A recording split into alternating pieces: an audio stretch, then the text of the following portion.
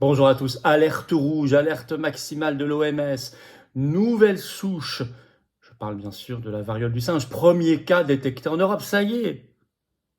Et puis déjà des parlementaires français qui demandent une vaccination, une injection de masse, notamment pour les enfants en France, je vais vous expliquer tout ça, même grand retour de Karine Lacombe sur les plateaux télé. Ça tombe bien, hein, parce que c'est au moment, cette chaîne a été la première à vous informer, et qu'ils vont tester dans 5 pays un pass vaccinal européen par l'Union européenne en septembre, au moment où l'OMS doit relancer son traité mondial sur les pandémies qui a échoué grâce à la résistance en juin dernier, au moment où il y a l'élection présidentielle américaine en novembre, ça faut jamais oublier aussi ce paramètre. Bref, on avait annoncé que ça allait bouillonner comme ça, ben on n'a pas été déçus. Mais il faut être précis, et on va l'être dans cette vidéo, il y a tous les arguments très concrets, parce qu'il faut résister à cette nouvelle tentative de manipulation par la peur. Évidemment, nous n'être dupes de rien, nous ne sommes dupes de rien, nous nous battons pour nos libertés, pour la vérité. Cette vidéo va vous donner beaucoup d'armes et d'arguments. Merci de la partager si vous voulez bien. Pour cela, de vous abonner ou réabonner à cette chaîne YouTube, c'est très très efficace. C'est juste un petit clic gratuit pour vous en dessous sur s'abonner, c'est tout. Et hop, vous êtes abonné ou réabonné si YouTube vous a des abonnés, ça peut arriver. Et vous êtes abonné à la chaîne. Et grâce à vous, les vidéos circulent mieux, sont recommandées et on va toucher des personnes qui vont nous découvrir. Peut-être que des gens vont aussi nous découvrir par le direct. Ce vendredi à 19h, ce vendredi 16 août sur cette chaîne, gros direct de l'été. Il y a des sujets, hein, vous inquiétez pas, il y a de l'actualité française et mondiale à foison. On va tout regarder ensemble et surtout je vais répondre à vos questions en direct. Toutes les questions. Il n'y a pas d'interdit, il n'y a pas de tabou, il n'y a pas de langue de bois dans ces directs, vous les connaissez. Hein. Soyez là, ramenez du monde. C'est ouvert à tous, bien sûr, c'est en direct à 19h, ce vendredi 16 août, sur cette chaîne. Pareil, ouvert à tous, adhérents comme non-adhérents, ce sont nos assises de la souveraineté le 14 septembre à Arras. Ça, c'est un événement historique. Le plus grand événement souverainiste de l'histoire. Ça se remplit à toute vitesse. Il faut donc penser à vous inscrire. Il y a un lien pour le faire maintenant sous la vidéo, en description. Ne tardez pas, vraiment. C'est pas une blague que je vous dis parce qu'il y a un moment, on va devoir s'arrêter parce que c'est vraiment, ça se remplit. Ce serait dommage de passer à côté. Surtout qu'il y a un superbe programme. Et puis une belle dynamique de rassemblement de blocs souverainistes et d'ouverture des cahiers de projet pour que vous puissiez participer en direct. C'est une première également. Mais je vous attends, patriotes. J'ai besoin de vous. Voilà. Je peux rien faire sans vous. On peut même pas organiser financièrement, logistiquement les assises et les manifs et le Tour de France d'éducation populaire et tout le reste et les tracts, les affiches du quotidien si vous n'êtes pas là. Parce qu'on n'a pas un centime de financement public ni d'aide des banques. Vous pouvez adhérer, réadhérer ou faire un don au mouvement. Je vous appelle à le faire dès maintenant. Pas demain, remettez pas à demain. Dès maintenant, la résistance n'attend pas. Vous pouvez adhérer, réadhérer dès maintenant par le premier lien sous la vidéo en description, faire un don au mouvement par le deuxième sous la vidéo en description. Et également, tous ces liens sont en permanence sur notre site les-patriotes.fr. Je rappelle que tout ça est défiscalisé aux 2/3 de vos impôts. Profitez-en. Et puis vous êtes les bienvenus et grand bravo, vraiment. Ça aide un mouvement de résistance, le plus grand mouvement souverainiste de France et vous rejoignez des belles valeurs. Bravo, j'en parle tout à l'heure. Allez, on y va. On y va, alerte mondiale, grosse manipulation, un calendrier adéquat. On va regarder cette alerte mondiale de l'OMS. Donc, dépêche AFP le 14 août, c'est partout, hein, dans la presse française, à la télé, à la radio, dans la presse mondiale. Dépêche AFP ce 14 août, le titre Mpox, c'est la variole du singe. Hein.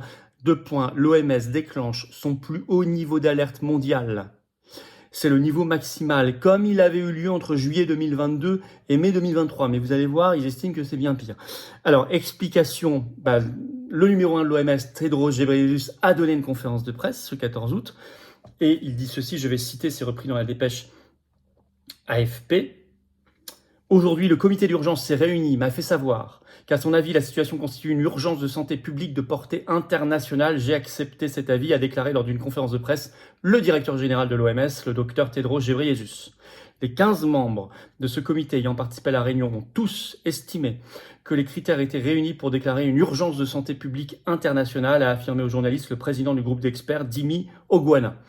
L'apparition l'an dernier du clade, je sais pas comment on dit, 1B, et sa rapide propagation en République démocratique du Congo, qui semble se propager principalement par le biais de réseaux sexuels et sa détection dans les pays voisins de la RDC sont particulièrement préoccupantes, constituent l'une des principales raisons pour lesquelles j'ai décidé de convoquer ce comité d'urgence, a déclaré le chef de l'OMS. Alors il ajoute, nous faisons face à plusieurs épidémies avec différentes souches dans différents pays, avec différents modes de transmission et différents niveaux de risque. Bon. L'AFP ajoute, c'est un virus, je cite, plus contagieux et dangereux qu'en 2022, lors de la première alerte, avec un taux de mortalité estimé, alors aujourd'hui à 3,6%, Et je cite enfin, l'Agence de santé de l'Union africaine lance un appel clair à l'action, vous allez voir ce que ça veut dire, pour enrayer sa propagation. Le numéro 1 de l'OMS ajoute, l'OMS s'engage dans les jours et les semaines à venir à coordonner la riposte mondiale. Alors, concrètement, les cas, on en est où? Ça, c'est le site officiel de statistiques Our World in Data. Donc, vous voyez, regardez, ça, c'est les cas, je ne parle pas des morts. Voilà, variole du singe. Donc, là, c'était le pic 2022. Voilà, là, nous, on est là au bout. Donc, vous voyez, bon, c'est pas flagrant qu'il y a... Bon. Alors, pourtant, ils sont très alarmistes. Je vous ai déjà lu des choses. Le Huffington Post, par exemple, dans un article du 15 août, dit, je cite, « La situation est bien plus préoccupante qu'en 2022 ». Parce que c'est, encore une fois, maintenant c'est une souche qui est plus mortelle, plus contagieuse, qui a différents modes de transmission et pas simplement sexuelle. Ça touche plus, avant c'était surtout en 2022 les jeunes hommes, maintenant c'est hommes, femmes, enfants. Et on nous parle beaucoup de propagation mondiale. Alors, vous allez voir, même ils en ont parlé avant qu'elle se réalise. France Info, 14 août sort un article, le titre « Épidémie de Mpox ». En Afrique, c'est clair qu'on peut avoir une transmission internationale, prévient l'OMS. Et en fait, c'est une interview de Sylvie Briand, qui est directrice du département risque épidémique et pandémique à l'OMS. Et elle parle d'une situation critique. Je vais vous lire un extrait de cette interview. Pour quelle raison la situation est-elle critique, lui demande le journaliste. Et Sylvie Briand, l'OMS, répond. Tout d'abord, parce qu'on a une nouvelle souche qui circule, la souche 1B. Et deuxièmement, parce qu'on a aussi une augmentation importante du nombre de cas, avec justement de nouveaux groupes de populations touchées, dont les femmes enceintes et les enfants, qui malheureusement présentent aussi des signes beaucoup plus graves de la maladie. D'autre part, on a maintenant des cas de Mpox qui sont aussi détectés dans les pays qui auparavant n'en avaient jamais eu, comme le Burundi, le Rwanda, l'Ouganda ou le Kenya. On parle de possible diffusion mondiale. Alors, elle ajoute dans cette interview, je cite, « Dans la mesure où on voit que cette souche est sortie de sa niche écologique qui était plutôt la RDC, c'est clair qu'on peut avoir une transmission internationale. Et c'est pour ça que l'OMS a déclaré cette situation d'urgence pour que tous les pays soient bien alertés. » La BBC, le 14 août, interroge un autre expert qui dit, c'est Michael Marks, professeur de médecine à la London School of Hygiene and Tropical Medicine, qui déclare à la BBC qu'il était, je cite, clairement possible que l'épidémie conduise à une transmission internationale. Et pour bien le marteler dans les esprits, vous avez le grand retour des médecins de plateau, comme Karine Lacombe, qui a fait son grand retour sur le plateau de BFM TV ce 15 août, et qui déclare, je cite, « C'est une maladie qui inquiète parce qu'elle est sortie d'Afrique, alors que ça fait plusieurs dizaines d'années que cette maladie existe en Afrique. » Alors formellement, au moment où elle parlait, non, parce que le nouveau variant, oui, il y a déjà eu bien sûr en 2022 tout ça, des cas, il y en avait eu en France et tout, hors Afrique. Mais là, ce qui a justifié officiellement l'alerte, c'est la nouvelle souche. C'est pas les cas traditionnels. Or là, au moment où parle la Karine Lacombe, non, il n'y a pas eu de cas hors Afrique. Quelques heures plus tard, oui, il y en aura. C'est ça qui est amusant, bon, amusant entre guillemets. Parce que Libé avait écrit déjà le 14 août, vers une flambée mondiale de la maladie. Et justement, l'info est tombée le soir du 15 août. Bon, Karine Lacombe, c'était le matin. Dépêche AFP qui tombe en urgence. Je cite, un premier cas en Suède, premier hors du continent africain. Avec tout de suite dans la foulée un communiqué de l'OMS. Alors je vais vous citer un extrait. La confirmation de la variole du singe du sous-type Clade 1 en Suède reflète clairement l'interconnexion de notre monde. Il est probable que d'autres cas importés de Clade 1 soient enregistrés dans la région européenne au cours des prochains jours et des prochaines semaines, a souligné l'OMS dans un communiqué. Donc ils annoncent de nouveaux cas en Europe. Voilà. Alors, donc vous voyez, c'était autoréalisateur. Alors, la réponse. L'injection. Ils vont pas y aller par 4 chemins et il y a un laboratoire qui est en train de se faire plein d'argent. Alors, Sylvie Briand va reprendre l'interview dans France Info, donc celle de l'OMS. On va regarder la question-réponse. Un autre extrait. Alors, la question. Est-ce qu'il faut lancer un appel à l'aide internationale, notamment pour financer les vaccins nécessaires pour venir à bout de cette épidémie? Et elle répond, tout à fait. Et c'est aussi une des raisons pour lesquelles l'OMS a lancé cette alerte. Pour favoriser la collaboration internationale et que les pays qui ont des vaccins en stock puissent faire des donations plus rapidement. Il s'agit aussi de faire en sorte, puisque le virus traverse les frontières, que cette coordination entre pays permette de réduire la transmission internationale. L'OMS a fait une demande de 15 millions de dollars pour commencer à soutenir ces pays et leur donner des tests diagnostiqués et pouvoir non seulement se procurer les vaccins, mais aussi les distribuer parce que la vaccination ne se fait pas gratuitement. Le média belge 7sur7.be le 14 août révèle, je cite, « À la demande de la Belgique, l'Union européenne envoie 215 000 doses de vaccins contre la variole du singe en Afrique. » Décision prise par l'HERA, la nouvelle agence, vous savez, née du Covid en Europe, la HERA, l'autorité européenne de préparation et de réaction en cas d'urgence sanitaire. Le vaccin. Alors, il y a deux choses.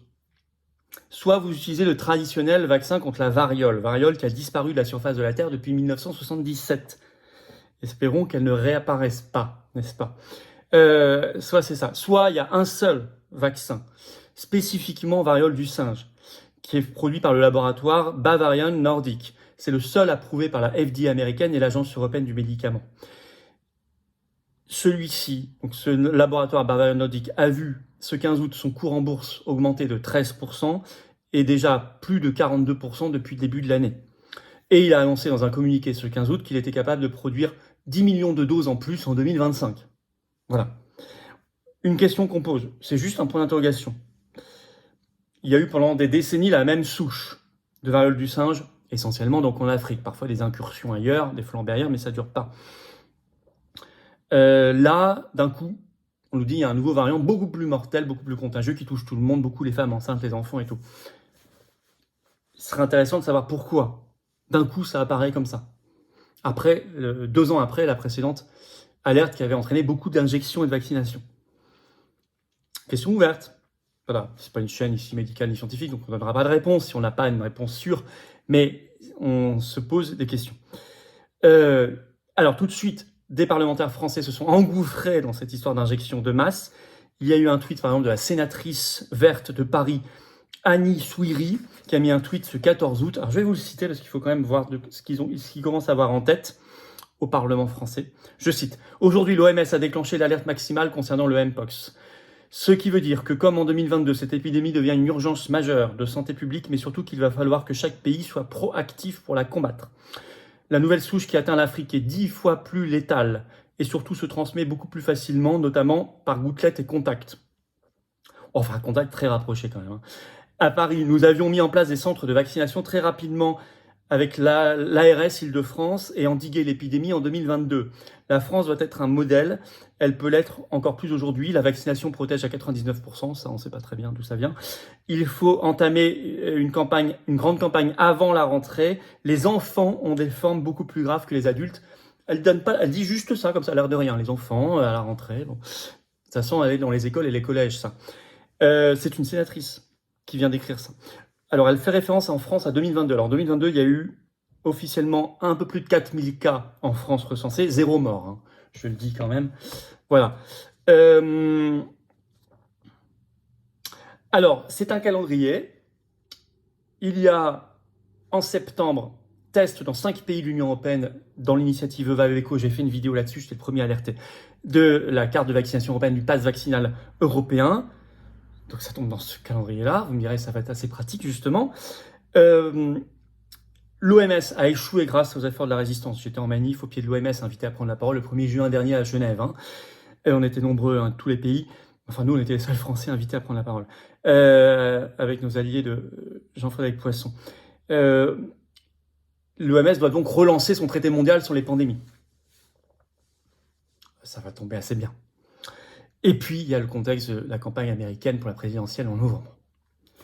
Et vous savez à quel point, en 2020, ça avait joué, le Covid, pour faire monter les peurs, etc., la tension. Bon. Alors, donc il faut être dupe de rien. S'il y a des cas à traiter en Afrique, évidemment qu'il faut les traiter, mais d'abord, ces pays doivent être aidés à renforcer leur système de santé, leur système sanitaire, leur système de soins, l'information pour éviter la transmission, parce qu'il y a il y a des conseils très très pratiques à donner, et puis surtout l'état de l'hôpital et de la prise en charge. Ça, bien sûr qu'il y a des choses à faire, il y a des associations qui travaillent, des ONG, il y a les pays qui doivent travailler, il y a de l'aide internationale, mais ça c'est un vrai sujet.